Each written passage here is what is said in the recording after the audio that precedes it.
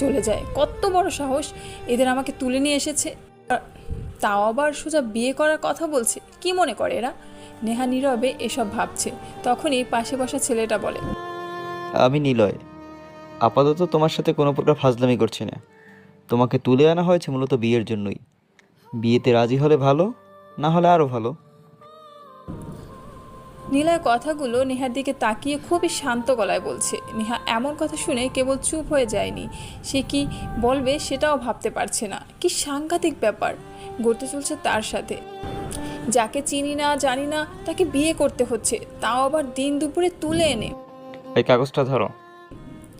এটা কিসের কাগজ? আর আমি এটা নিয়ে কি করব? সাইন করো, এটা আমাদের বিয়ের কাবিনের কাগজ। কি? নেহা বেশ খানিকটা রাগের দৃষ্টিতে তাকিয়ে রইল নিলয়ের দিকে। রাগের প্রভাব চোখ মুখে বেশ গভীরভাবে ফুটে উঠেছে। মাথাটা গরম হয়ে গেল তার।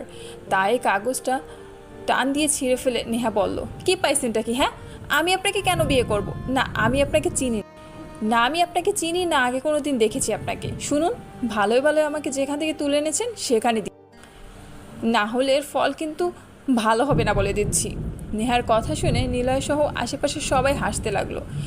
কে নেহা এবার অবাক চোখে তাকিয়ে রইল সবার দিকে। এলাকাতে নেহার আব্বুর অনেক বেশ রাজনৈতিক পাওয়ার আছে। নিলয় হাসতে হাসতে বলে, শোনো, জলদি সাইন করো, না হলে তোমার আব্বুর অনেক বড় ক্ষতি হয়ে যাবে। মাসুম। পাশে দাঁড়িয়ে থাকা একটা ছেলের পকেট থেকে ফোন বের করে নেহার সামনে ধরে। নেহা বিস্ময়কর চাউনি দিয়ে সেদিকে তাকায়। সে একটি ভিডিও দেখতে পায়, যেখানে নেহা দেখে তার আব্বু অফিস থেকে বের হচ্ছে, আর তার পেছনে দুজন, ওদের হাতে রিভলভার।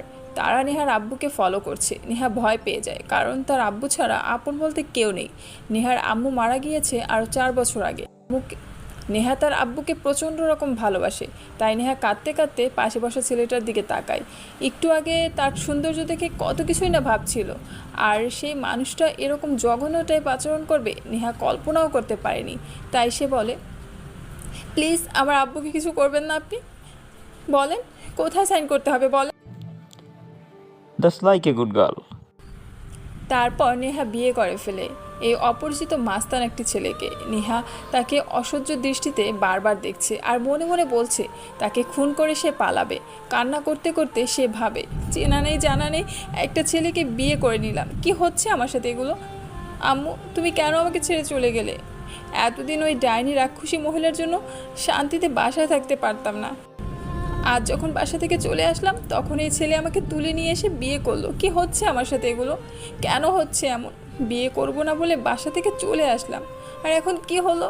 আম্মু, তুমি কেন আমাকে নিয়ে গেলে না? নেহা কান্না করতে করতে কথাগুলো ভাবছে। আজ তাকে দেখতে আসার কথা, আর দেখতে এসেই তাকে বিয়ে করে নিয়ে যাবে। ভোরে উঠে নামাজ পড়ে বসে আছে নেহা। এমন সময় তার আব্বু রুমে আসে। নেহার আব্বুর নাম আশরাফ, একটি রাজনৈতিক সংগঠনের সাধারণ সম্পাদক। এলাকা সহ এলাকার বাইরে মিস্টার আশরাফ সাহেবকে বেশ সবাই চেনে, বেশ নামডাক আছে। কিন্তু আজ সকালে নেহার ঘরের দরজার সামনে